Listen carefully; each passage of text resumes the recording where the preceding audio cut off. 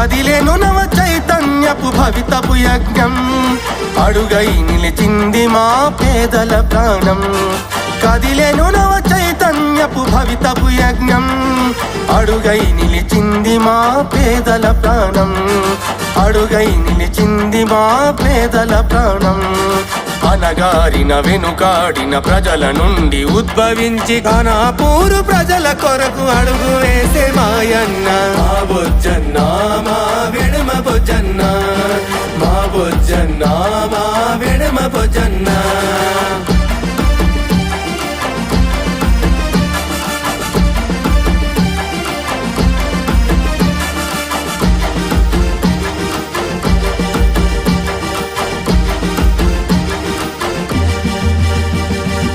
ఇన్నిలాళ్ళు ప్రజల కొరకు సేవ చేసి మనిషి లేక నానారోధనలతో నా మార్పు కొరకు వెతికాము. మరి రాజురా ఇంకెరగూడలు రావడం మనకు జరిగింది. మరి మహిళ నేతకానిగూడలో రావడం మనకు జరిగింది. మరి మహిళలందరూ కూడా ఉన్నారు. మరి మీ అందరికీ ఒకటి చెప్తున్నామ్మా, ఈ ప్రాంతంలో ఖానాపూర్ నియోజకవర్గంలో గత 33 సంవత్సరాల పాటు కాంగ్రెస్ పార్టీ ఒక్కసారి కూడా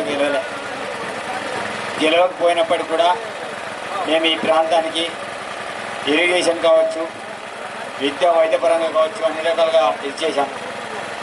ఇల్లు లేని చోట ప్రతి ఒక్కరు కూడా ఇంద్రమ్మ ఇల్లు ఇచ్చినాం. 100 గడపలు ఉంటే 100లో 90 మందికి ఇచ్చాం. ఒక 10 మందికి రాలేదు కావచ్చు. ఆ 10 మందికి కూడా ఈసారి కాంగ్రెస్ పార్టీ ప్రతి ఒక్కరు కూడా ఇంద్రమ్మ ఇల్లు ఇచ్చి 6 లక్షలు ఇచ్చి ఇంద్రమ్మ ఇల్లు కట్టించే బాధ్యత మాది.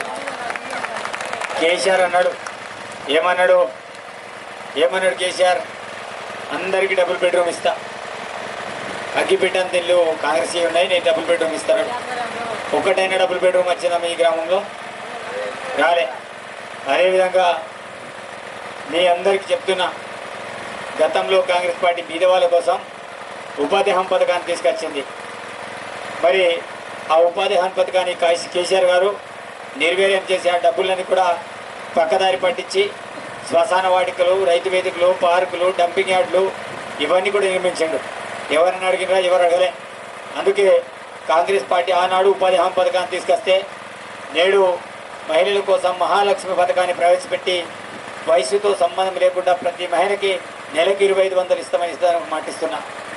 అదేవిధంగా 2500తో పాటు ప్రతి ఒక్కరు కూడా ఆలోచన చేయండి. ఫ్రీ బస్ ఛార్జెస్ ఎక్కడ కూడా వెళ్ళినా మీరు రూపాయి కూడా చెల్లించాల్సిన అవసరం లేదు. ఫ్రీగా వెళ్ళొచ్చు, రావచ్చు. తెలంగాణ రాష్ట్ర వ్యాప్తంగా ఎక్కడైనా తిరిగినా ₹1 కూడా మహిళలు చెల్లించిన అవసరం లేదు. 500కి గ్యాస్ సిలిండర్ కేసీఆర్ 1200 చేసిండు. మరి ఇప్పుడు అంటాడు నేను 400కి ఇస్తానని. ఇన్ని రోజులు కేసీఆర్కి గుర్తు రాలే. మరి ఇప్పుడేమో 400 అంటాడు. బేరమాడినట్టు కాంగ్రెస్ వాళ్ళు 500 అంటే అతను 400 అంటాడు. కాబట్టి కాంగ్రెస్ పార్టీ 500 గ్యాస్ సిలిండర్ ఇస్తుంది. అదేవిధంగా రైతుల కోసం మీరు ఆలోచన చేయండి. మరి ఆనాడు కాంగ్రెస్ పార్టీ 1,00,000 రుణమాఫీ ఏకకాలంలో చేసింది. మరి కేసీఆర్ ₹1 కూడా మాఫీ చేయలే.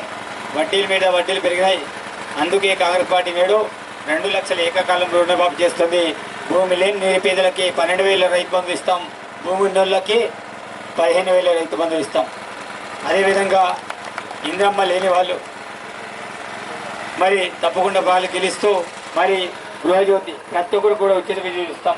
ఎందుకంటే కొంతమంది టీఆర్ఎస్ వాళ్ళు వచ్చి చెప్తారు మీద పెట్టి, అరే కాంగ్రెస్ వస్తే కరెంట్ అంతా కట్ చేస్తుందని.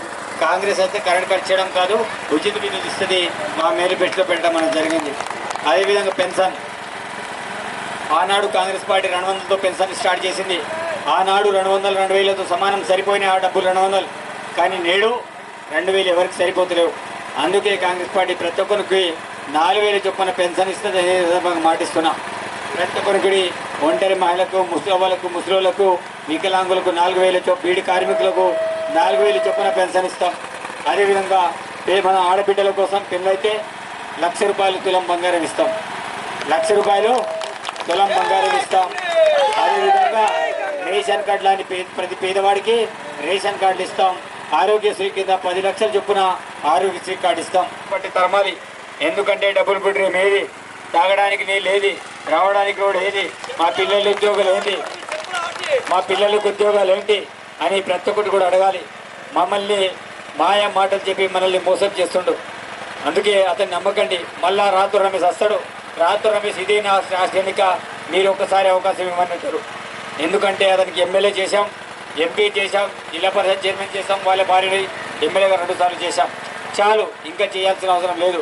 పొలిటికల్ టచ్ చేయాలి, పొలిటికల్ రిటైర్మెంట్ ప్రకటించాలి అతనికి. కాబట్టి రాత్రి రమేష్ కూడా నమ్మకండి.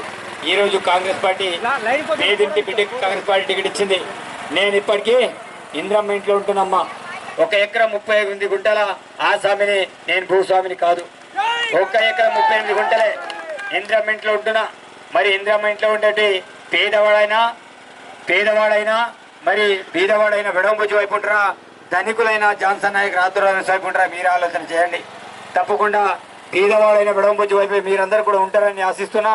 తప్పకుండా మీరందరూ ఆశించి ఆశీర్వదిస్తే నేను ఎమ్మెల్యే అయితే నేను చనిపోయేంత వరకు కూడా మీకు సేవ చేస్తానని ఈ సందర్భంగా మాటిస్తూ సెలవు తీసుకోవడం. ధన్యవాదాలు.